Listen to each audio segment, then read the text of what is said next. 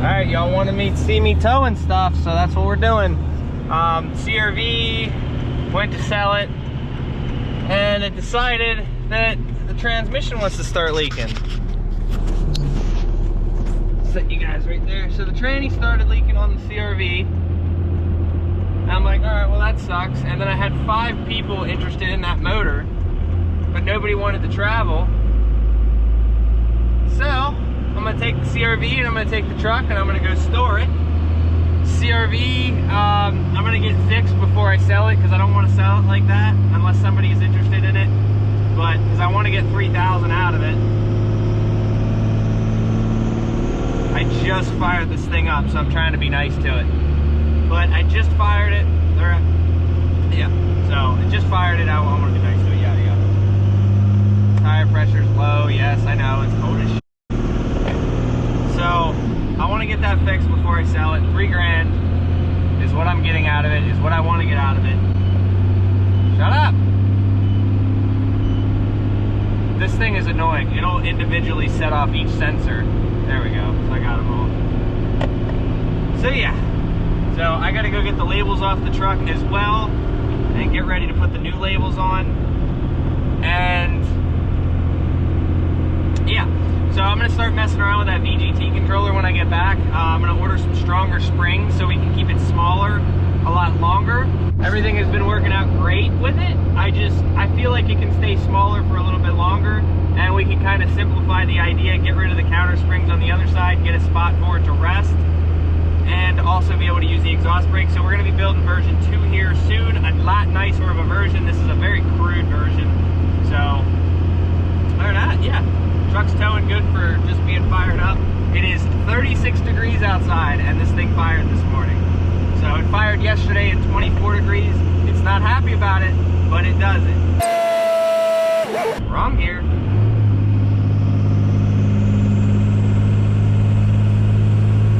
See, the problem is it'll get to that 15 PSI mark, and then I feel like it opens up the whole way. And that's the problem I'm having with it. So if I can hold it smaller for longer, this thing will be absolutely amazing. So, I mean, it tows fine, don't get me wrong. Like I said, I'm not beating out of it. I'm at like a little under half throttle. But it does fine. So if I were to leave it like this, it would probably bother me over a period of some time. But very fast spooling turbo. 1500 RPMs, I think I was at 15 PSI, which is pretty good. It could probably get more. I definitely could get more out of it. So with that being said, let's just continue towing with it. I'm gonna go drop this stuff off at the storage unit. We're gonna head over to my dad's and do, I'm gonna put the intake back on. And we sprung a coolant leak yesterday. Those little caps you guys said about, yeah, they go. They definitely do explode, so I need to find a better solution for that. Oh yeah, now we're getting some warm. We're about 150 degrees on the coolant temp at 36 degree weather. Definitely could use a winter front. When you come down a mountain or you coast for a period of time, it likes to chill at like 160, even with a 195 stat. So, kind of sucks, but you know, it is what it is. Come on, buddy, we can go faster than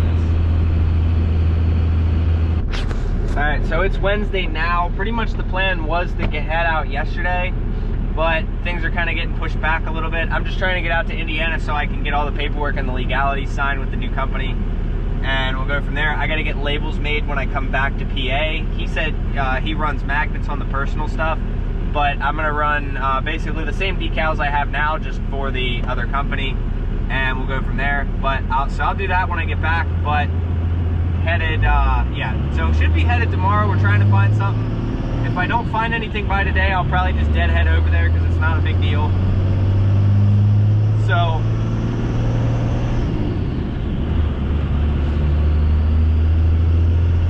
this thing accelerates very nicely. I'm just, you know, being really nice to it.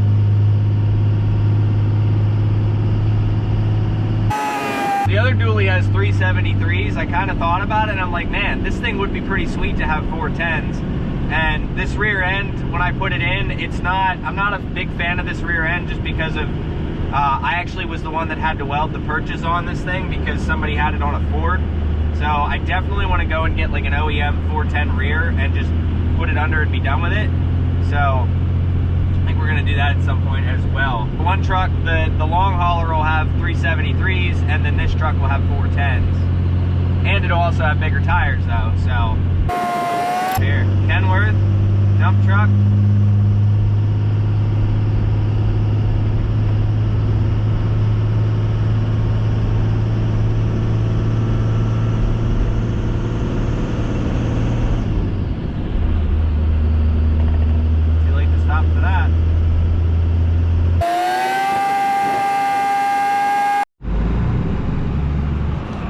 They are dropped off back there. We're gonna get to Shermansdale to go remove some labels. It's 37 degrees out.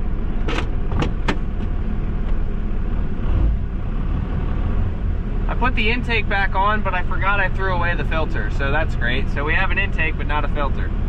So I also like to bleed the power steering if possible. So I'm gonna get to doing that.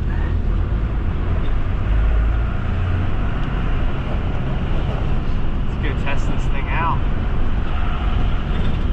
I made a quick adjustment on the VGT as well, so.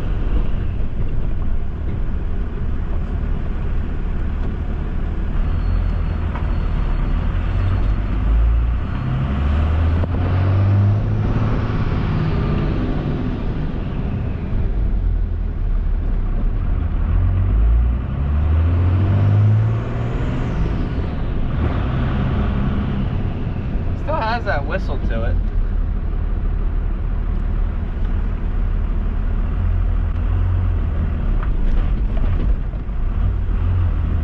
Pulled out in third. Whoops. Alright, let's see. Let's see how she does.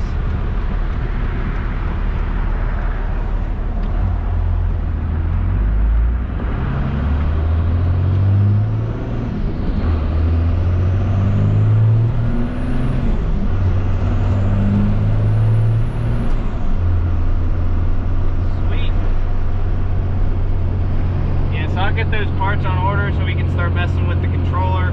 I'm not going to redo the main base of it yet. I'm going to keep what's there for now, but I will definitely we'll make a nicer version down the road once I figure out like how everything needs to be. All right, apologize for not filming in a few hours. So I'm gonna get, you guys can see up in there, I'm gonna get a thicker spring for that and a spot for it to rest. We got the power steering. And we got the labels off of the back. So this is all done. We're gonna get new labels for the new company. And yeah, other than that, oh, I forgot to put my thing back on. This is why you gotta pay attention, you know, make sure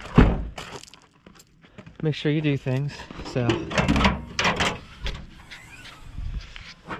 oh man, let's get this thing in here. All right, so we got that. All right, so this thing's pretty much done. I do need to get an air filter for it. Like I said, so there's a coolant fitting down there. You see that? I put a cap right in there. You guys could see that, hopefully. I don't know. Apparently they aren't as great as what I thought they would have been, and that one leaked, and without the air filter on it, it was shooting coolant straight into the turbo. Great smoke show, by the way. This thing was chiefing smoke out the exhaust. It was chiefing smoke through pretty much everything. There was so much coolant pretty much everywhere. So it was a good time. It wasn't, you know, super bad, but I popped the hood. I'm like, huh, let's see where this leak is. Started up and it shot it right to the windshield. So kind of neat. Working on this turd today. So did you get the line on here? Yeah. So some guys down in the comments, you guys are probably anybody with a second gen knows that these things with vacuum are way more complicated than a third gen. So this thing has a vacuum pump, which mine has it, but it's blocked off. So basically there's no blow by on this engine, okay? That line down there, you pull it off and then there's blow by, which I'm assuming is normal. So I hope you didn't pull that off. I didn't pull it off. You just put a zip tie on it. Yeah. So basically what's been happening is this thing's been blowing oil out the dipstick tube. It's been blowing oil out of every orifice that it can possibly do it. So we put a cable tie down there on that one, and I'm assuming at high RPMs this is when this is happening, like, you know, 2000 RPMs and whatnot, because there is not a speck of blow by from the engine. There's no pressure actually behind this. So I had him fired up. I'll let you do that now if you want to. I'll pull the line off again. No, don't pull the line. So basically when he pulled the line, this would start doing this. But if he just starts it, sorry, you won't be able to hear me in a second, but I'll give you you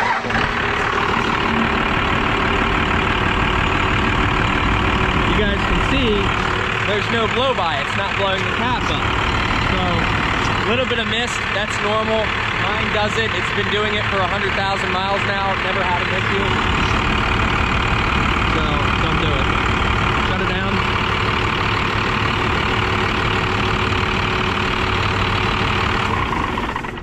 So basically that's what's been happening. So he's been, you know, out the dipstick tube here and then the crankcase breather down there. So what I'm probably gonna have him do, I would say now that it is above 30 degrees, clean this engine bay off, redo it, zip tie any vacuum line that you think might cause an issue. That one.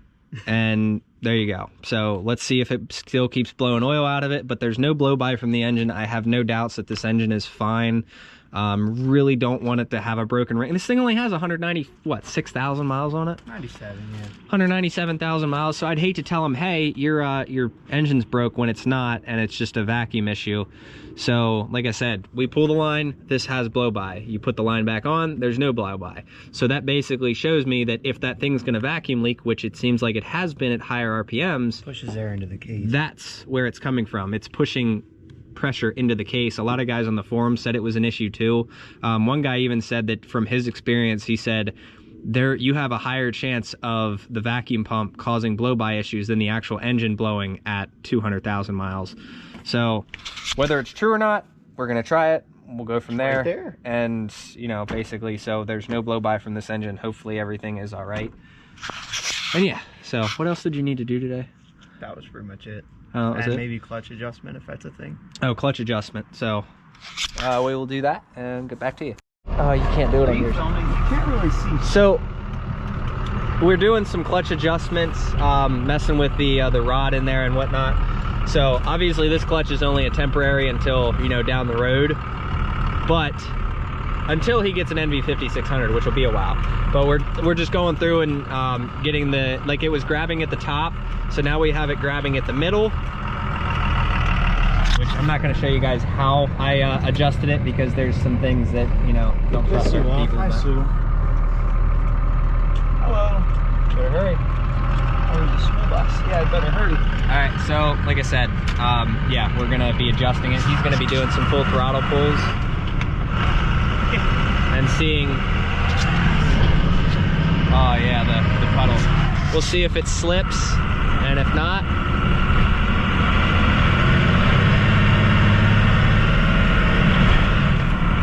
all right. You can also hear it because he doesn't have the floorboard on there, but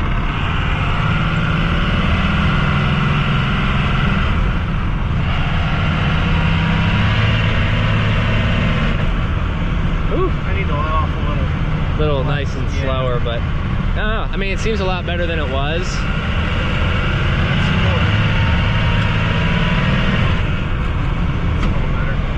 Whew.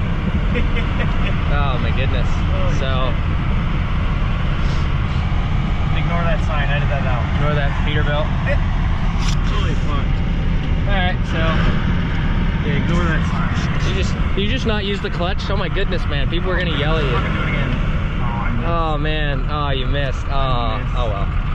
All right, so I guess we'll go back around, make sure she pulls good. I think I might actually get out this time. All right, we're gonna wait for this guy to go, pull out, see how it accelerates. If everything's good, next step will be to put a trailer behind this thing, because we're not gonna be making any changes really to it, other than a 6-speed at some point, but we just wanna make sure that... His tranny also has a weird second gear pop out. So.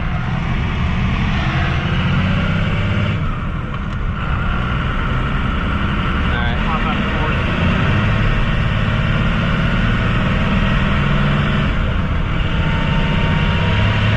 Yeah.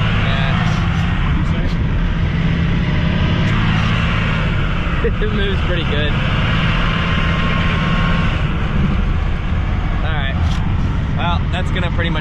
this segment. We're good here. We'll get a trailer on the back of this thing, like an actual real trailer, like, you know, more than just a 5,000 pound trailer. So we'll get to test it then. But I think my truck's pretty much done. We're ready to hit the road. All right, truck should be good. Hopefully those aren't my oil leaks, but power steering pump is super quiet. And yeah, so she's ready to go. Don't need to worry about it anymore. Sweet.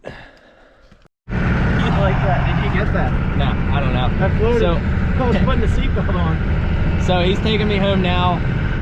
Like I said, sometime this week we will definitely be back making money. We're good. I just got to find a way out there. So he's got a driver that's broken down in Orlando, so I might have to swing down to Orlando and come back up to Indiana. I think that's what we're gonna end up doing. So sucks to do it, but you know, I'm not gonna complain about it because I'm gonna be happy. But the problem is I can't, if I have to go now, I wouldn't make it back in time. I gotta get Liam on Saturday or on Friday night, so I might take Liam down with us to do the trip. But that's basically your guys' little update here. Power only is what I'm gonna try to do for a little while. And then later on, we'll get back into the car hauling and everything. I'm still planning on buying trailers. I'm still planning on getting everything. That wedge trailer that I was buying, actually, he was gonna be leasing. And yeah, that didn't happen. Guy was like, yeah, I don't have the title. We're gonna have to do a bill of sale. It kind of sucks, but we'll have to get a trailer on the back of this thing. I should have just sent. Yeah, probably, but whatever. So I hope you guys enjoyed. Sorry this video is a little short today. We'll see what we come up with for the rest of the week, but I'm gonna go home, start searching for loads, and we'll go from there. See ya. These NV 5600s or NV 4500s sound terrible. I don't know if you guys can hear that. Okay, that's silent. That's brutal. I hate the sound. I hate the sound of this tranny. Look at that little. I don't know if this tranny's gonna last as long as he hopes it does, but I mean, I hope it does, but that's brutal sounding. Feels smooth. You make a left at the stop sign. Way up there. Ugh. Yeah, I don't know. Do one solid pull. Well, not like a pull, but like just acceleration. No, I didn't mean here. I meant just do a normal acceleration when you pull out. Normal acceleration? Yeah, just do a normal acceleration. That way everybody can hear what your trans sounds like. There goes my neighbor. So let's see. Yep, send it. Shift higher. Sender? There you go. No, don't send, but like you can hear the transmission. Yeah, you can hear that awful noise. Nah, I'm just gonna keep it in fourth.